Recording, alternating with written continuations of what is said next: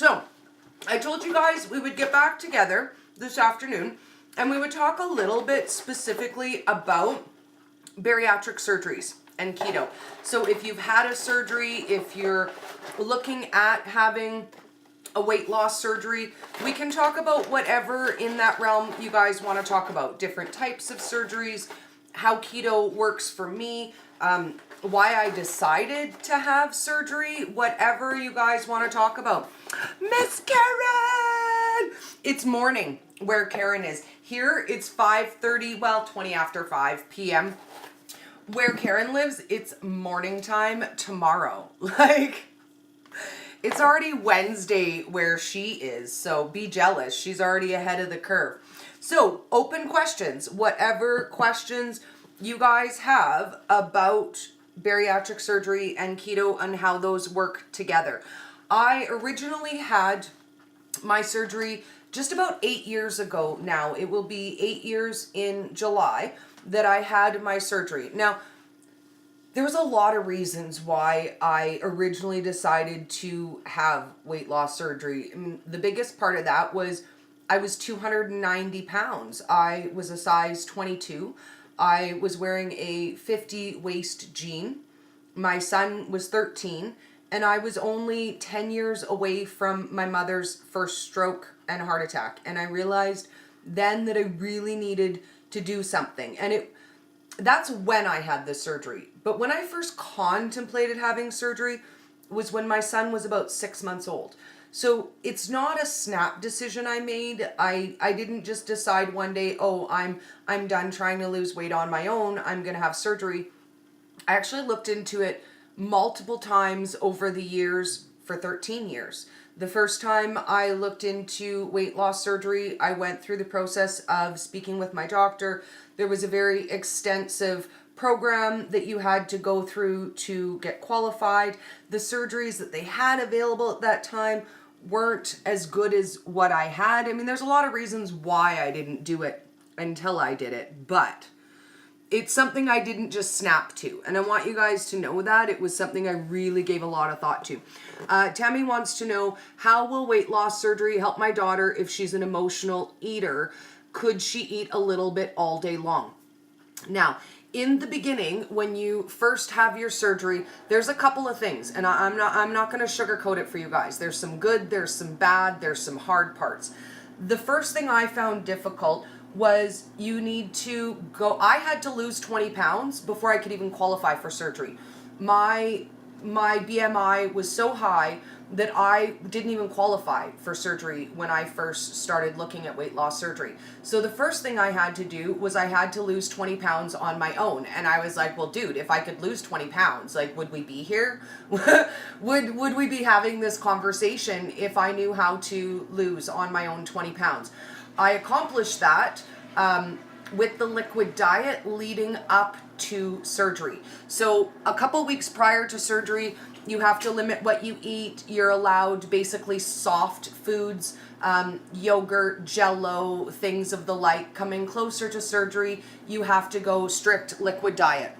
And that's for a reason. It helps shrink up the organs that are in and around your stomach so that they can effectively do the surgery that they need to do. So you have to do that. Dude, that almost killed me. Like, the liquid diet, it was so brutal for me. I remember the first day of liquid diet, I was out getting my hair done, and a lady walked by me with the lamest looking salad I've ever seen. Like, it was iceberg, a couple pieces of tomato, nothing exciting. And she walked by me and I literally thought, you're not that big. I could knock you down and take that salad. And that was literally the thought that ran through my head. Like, I could take that from you. Give me 1 second. Hey, hun. Babe, on my way home. Do you want something from the store? No, I'm all good, honey. Just come home. Okay. Okay, love you, bye. Bye. Sorry, I didn't know if it was... I'm going to resume that. Sorry, guys, I didn't know if it was an emergency. It was my guy calling. He just wanted to know if I needed anything from the store. I like him. He's so sweet. I love that. I love that a lot. So the liquid diet, that's how I managed to lose the bit of weight I needed to lose before surgery. That was difficult for me.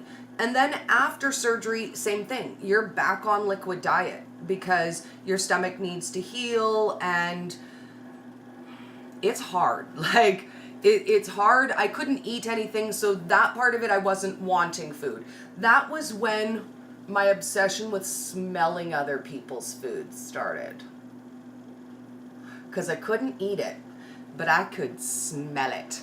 And it smelled so good. Like, I can't even describe to you how good food smelled when I couldn't eat it. Like, I cried when I could smell the ladies' McDonald's at the airport, and not because I couldn't eat it, but because just the joy of smelling the food. I was so excited. I would go out to eat with people, because even though I couldn't eat, and I would steal one of my son's fries and I would like smell it, and he'd be like, could you not smell my food in public? And I'd be like, no, I'm gonna smell it. So after the liquid diet, then you go back again to soft food. So you're able to eat scrambled eggs, yogurt, those things, small things. But what I will say is that learning to eat again, it's kind of painful. Like, the feeling of being hungry, when I first had my surgery and my new tummy was so tender, I didn't know that I was hungry until I was already too hungry. Like, I was already past hungry and I was in tears by the time I realized I was hungry and I needed to eat something right now. Like, right now, the pain is excruciating. It hurts to be hungry. It's very painful. So people didn't understand that when it was time to eat, I had to eat something now. And because I needed to eat something now, that now was often junk food. It was junk food because it was quick, it was easy, it was accessible. And even before I started keto, if we were out at the grocery store or we were shopping, I would grab a chocolate bar and eat it. And my fiance would say, well, can't you wait? We're going to go home and we're going to eat in 20 minutes. No, I can't wait. That's what you don't understand. I physically can't wait. It hurts me to be hungry. My stomach hurts when I'm hungry. And then if you overeat, that's even worse. Like, the pain of overeating, I give it to anybody who can stretch out their stomach, because, oh my goodness, the pain of that. It hurts. It hurts for a good couple of hours if you overeat. So it really does a good job at making sure you only eat a little amount of food. But again, it has zero impact on what that food is. So good and bad. I love that it limited how much I was able to eat. When I had my surgery, the weight just fell off on its own because I could only eat a little bit.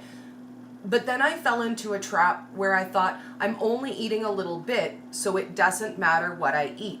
Instead of the opposite, like it is, I only eat a little bit, so it really matters what I eat. And I had that backwards. I had that absolutely backwards because I felt like, well, whatever, shut up. I'm eating like a small hamburger from McDonald's and a small fries, so shut up. That's not bad. But I was still feeding myself bad food.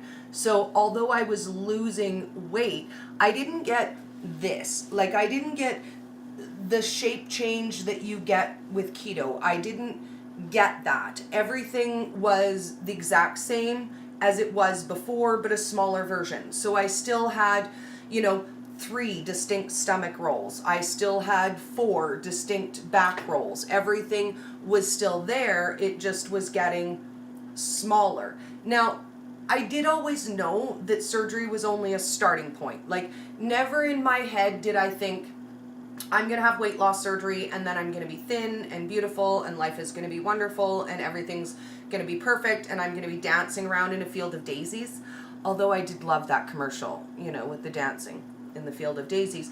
But I always knew it was a start. Now, my issue was from there, I didn't know where to go. I didn't know what was healthy. I didn't know what foods were good for me. I knew about standard American dieting, low fat, high carb, moderate protein. That's when I knew white rice, chicken, broccoli, you eat all the super low fat stuff. So I eventually started to gain weight, surgery or no. Tammy says she tries to follow keto, but she's constantly falling off. She has 6 months to lose 20 pounds before they'll approve it. And I was in that boat too. Like, and a lot of us are in that boat. If you need surgery, like if you actually physically need weight loss surgery, you probably need to lose some weight before you even are able to be healthy enough to have that surgery. And that's why they wanted me to lose 20 pounds before surgery. Not because they want to see, hey, you're dedicated and you can lose weight. That's part of it. But mostly you have to be healthy enough. Surgery is dangerous. Any surgery is dangerous. And whether you're going to have your wisdom teeth removed or, you know, have stuff done to your kidneys, there's a risk in surgery and you have to be healthy enough. Now, when I had my surgery, the first thing that they do is send you to a clinic to get all of your blood work done, and then you get examined by a cardiologist to make sure that you are physically healthy enough to go through the surgery. So, I think 6 of one, half a dozen of the other. I think that if she's an emotional eater and a binge eater, these are things you can still do when you have surgery. You can only do them in a small amount. So I feel like it's a good starting point. It's a good way to start a journey if you don't have any other route. And at the time I didn't. It's different now. People say, would you do it differently if you knew about keto? And I know I wouldn't have accepted it then. It wouldn't have rung true to me then. Not that long ago, not 8 years ago. The information wasn't available like it is now. It isn't. And I don't regret my surgery. I got a lot healthier. There were a lot of things about my body that changed and got better. Like my irritable bowel syndrome went away, like instantly went away. My heartburn went away. I could drink coffee. Before my surgery, I could not drink coffee. It affected my stomach so badly that I only ever drank 1 cup of coffee on Sunday if I didn't have to go anywhere. And you guys see me, I drink coffee all day now and it doesn't bother me. So a lot of those things changed just because of my surgery. Would I recommend it to somebody and say that's all you need? No. Would I say to somebody that keto is the best post-op diet? I would. In all honesty, what keto is based on, the whole foods, the no sugar, the moderate protein, the fat is good for you. It's a really, really good post-op diet. You might want to have a little bit more protein and a little bit more fat and a little bit less carbs like I do. But really hand in hand for me, weight loss surgery and keto were the dream team. This is in combination how I lost 145 pounds. I'll say that again. 145 pounds all together between weight loss surgery and keto. So imagine what I was like then, what I was carrying around. The pain I was in on the daily, nobody should have to go through that. Like, if you are waking up in the morning and your feet don't work and you cry for a half an hour before you start your day every day, it doesn't have to be like that. I lived like that.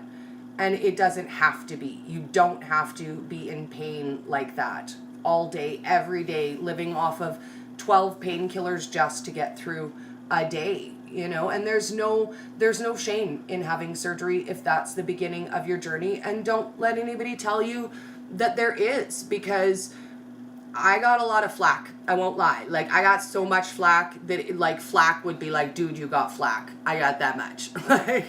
And it took me 13 years to stand up to everybody and say, you know what, this is my body and my health, and it doesn't have to do with you. Thank you for your concern, but move on. I had mine almost 3 years ago. I was 295. I'm now 218, but I want to lose 30 more, and it's hard. It is. Do you know what? That last little bit, girl, like, I swear to God, if you're in that last 40 pounds, that is a world of its own when you get down to the last 40. So basic, easy ways to start keto. I did a video earlier today and I've got it posting right now on YouTube. You can check it out in my stories after. And I talked about the 5 top things I did wrong. If you avoid those things, you're laughing. Like, the top 5 things that I did wrong. So the first thing you need to know to start keto is you want to eliminate sugars and you want to eliminate wheats, grains, things like oatmeal and things that are higher in carb. I never recommend going cold turkey. I always recommend slowly lowering your carbs, slowly lowering your sugars. Then you avoid things like the keto flu, you don't get the keto rash. Think about your pets.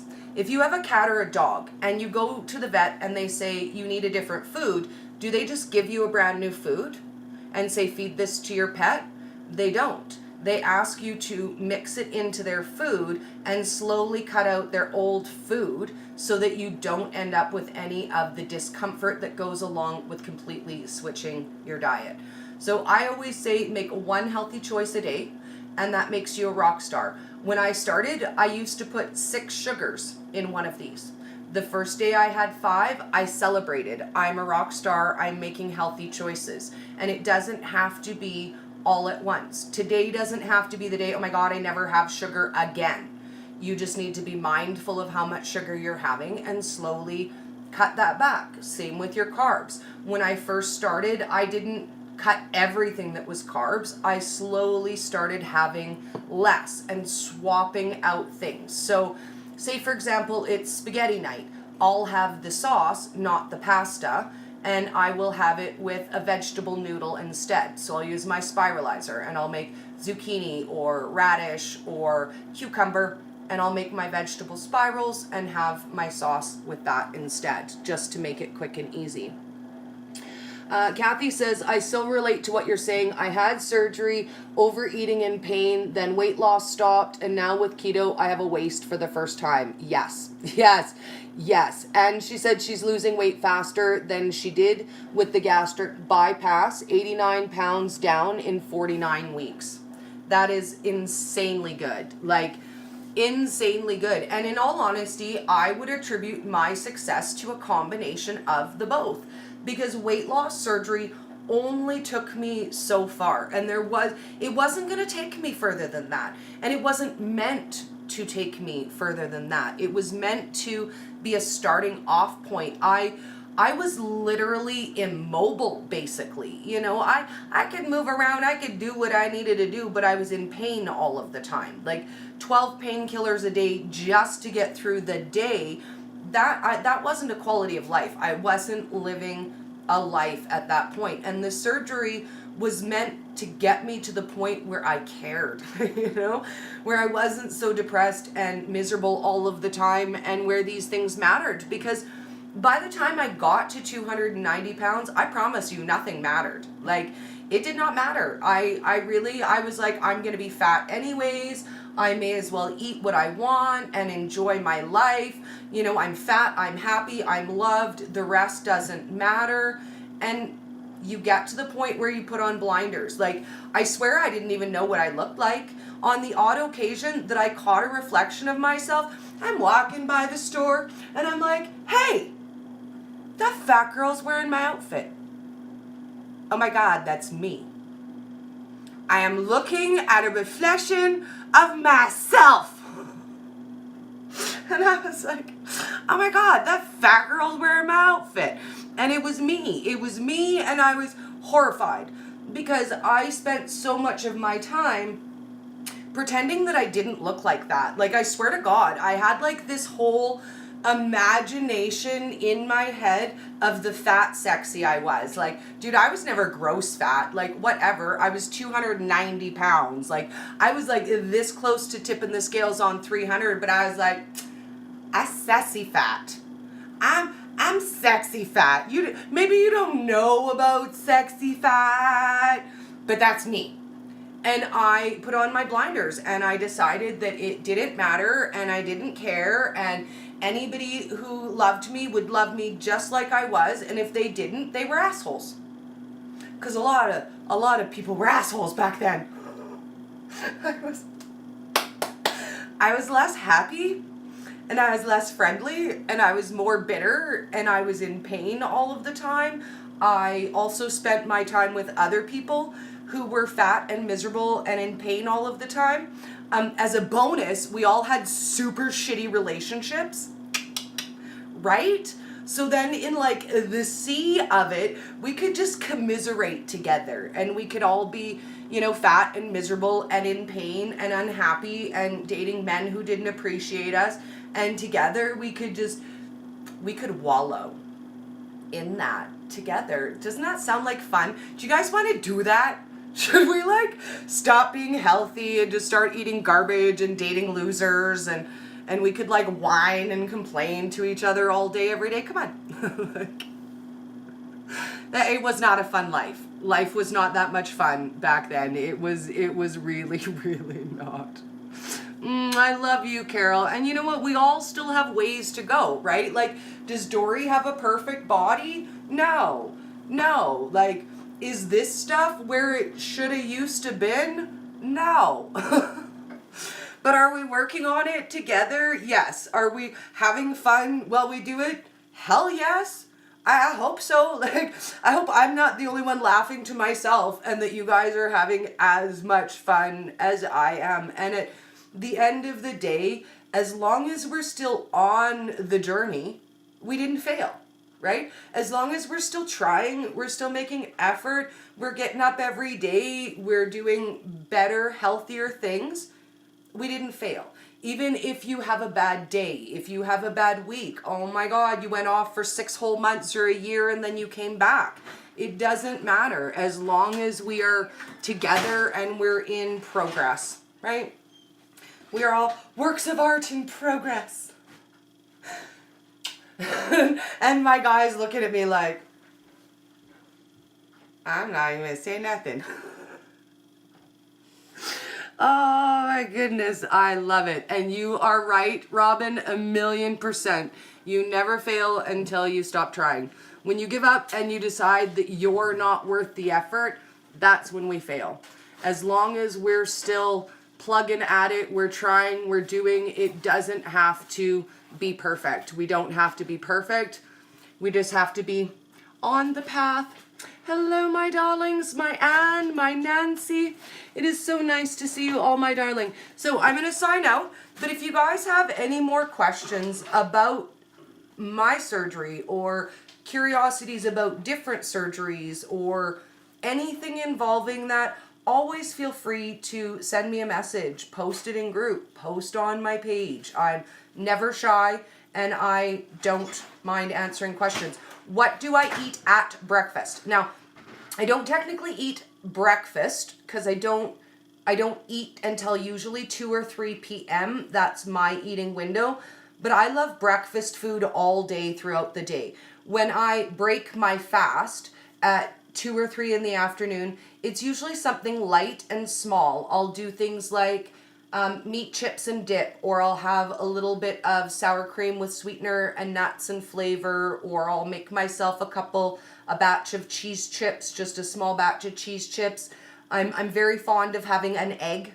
I'll have like 1 egg with a little bit of cheese on it to eat my first meal. So for me, I have my first meal of the day between 2 and 3 p.m. and it's what I would call a small snack. It's usually, I can only eat 4 to 6 ounces of food at a time. So if I have yogurt, it's a couple tablespoons of yogurt and, 3 or 4 nuts in there. And then we have dinner usually between 7 and 8 p.m. at my house. And I usually post my dinner so you guys see. My portion of meat is usually about that big, about there. Like a half of a hamburger patty, 1 sausage, around about there, 6 shrimp. And then I'll have a couple tablespoons of vegetables with my fat, and I usually have 2 veggie sides. And then I will have a small snack later in the evening before bed, which is usually equivalent to my daytime snack. So it'll be sour cream and sweetener, or I will have a couple of fat bombs, or I'll make myself some keto cereal, something like that for bedtime. Chia pudding is one of my favorites for bedtime too. And that's my full day of eating. To that, I drink a lot of my fats. Because of the small amount of food I can consume and the high amount of fats I need, I drink a lot of my fats. I average about 15 tablespoons of fat a day, split between my bulletproof coffees and my food that I eat. So that's my food for a day. But again, I've had the weight loss surgery, so I only eat 9 to 950 calories a day, and that's truthfully all I can comfortably eat. If I try to push past that, it's more food than my body can eat, and I make myself sick. I've debated this back and forth with a few people who haven't had surgery, and maybe they don't understand quite as well. And I did do a challenge where I tried to up my calories. I did that for a month, and it didn't work for me. I did actually gain 5 pounds that I haven't re-lost, and I just didn't feel well. I felt over full. So the best tip I can give you is don't force yourself. Don't starve yourself, but don't force yourself to eat either. Eat when you're hungry, eat until you are satiated, and you can't go wrong. If you feel like you're always hungry, add more fat, and that will keep you full in between your small meals. So for me, I do 2 snacks and 1 meal a day in an average day, unless I'm having a few others. Cindy says, oh, let me scroll a little bit so I can see. I love you too, Anne. You're so awesome. Cindy says, my cardiologist told me to stop keto. And unfortunately, there are a lot of doctors who don't know about keto. It's not how they were trained. Dietitians are not trained that way. Doctors are not trained that way. They're trained that fat is the demon and fat is evil. And unfortunately, especially with specialists, we don't always have the opportunity to just say, hey, I want a different specialist. But what I would suggest is maybe printing out some information about keto and bringing it to your cardiologist. And I would just sit down and I would say, if you get to sit down with them, because you don't usually sit down and talk to a cardiologist, I'm just saying, like in Canada, you don't. When I had my surgery, I did. But if you have opportunity, I would just say, you know what, I would love it if you would take a little bit of time to review some of this information that I've brought for you. This is what I'm hearing about keto, but I'd really love your professional opinion on it because I truly respect you and I know that you are looking out for my best health. I would really appreciate it if you would take a few minutes to review some of this and let me know what you think. That's the best you can do, right? Rosemary says, did he say why? And I'm not sure what that was in reference to. So pop it down again underneath and I'll see, because that happens when you end up in, why you should stop keto. Okay. I'm going to say because he probably just doesn't know that keto is really, really good for you. And why would you stop if it makes you feel better? And do that as well. Track your results, track your weight loss, take your measurements, chart your feelings, your moods, headaches, chart if you're having body pain, if you're having joint pain, track all of those things. Because at the end of the day, he can't argue with raw data. If you say, you know what, before I started keto, I had headaches every day. I don't have headaches anymore. I'm not depressed anymore. All of those things. And I would just present it to him and say, look, this is what I've noticed. What do you think? I would really love your professional opinion and see. Cindy says, I'm not stopping. I got a lot of fat to lose. Dory, I'm slow at losing, but I am losing. And you know what? That matters. Like, as long as you are making progress, it's progress. And that progress isn't always going to show on the scale. It isn't always going to be a number on the scale. I haven't lost any weight since March of last year, but I still continue that my shape is changing. I'm losing inches. My body is changing. My sizes are going down, even though my weight is not. So it's not always going to be a number on the scale. Sometimes it's going to be how you feel. Sometimes it's going to be how your clothes fit. And all of those things together are amazing. And I just wouldn't give those things up. Like, I really wouldn't give them up, to be honest with you. Okay, I'm going to sign out, guys. I hope you have an amazing day. Tomorrow is Wednesday. And I'm thinking, let's make some fun snacks to get over the hump on Wednesday. Sometimes we chat, sometimes we snack. I'm thinking, let me know, what are some of your favorite non-keto snacks that you've been craving? Some of the things that would really motivate you when you feel like you're ready to give up. And let's make some of those things tomorrow. So I'm going to make a post and I'm going to ask you what you guys are dreaming of. And we're going to try to make some of it tomorrow for getting over the hump. So I hope you guys have an amazing evening. As always, thank you so much for hanging out with me. And if it's your first time hanging out with me, come hang out again soon. Bye, guys.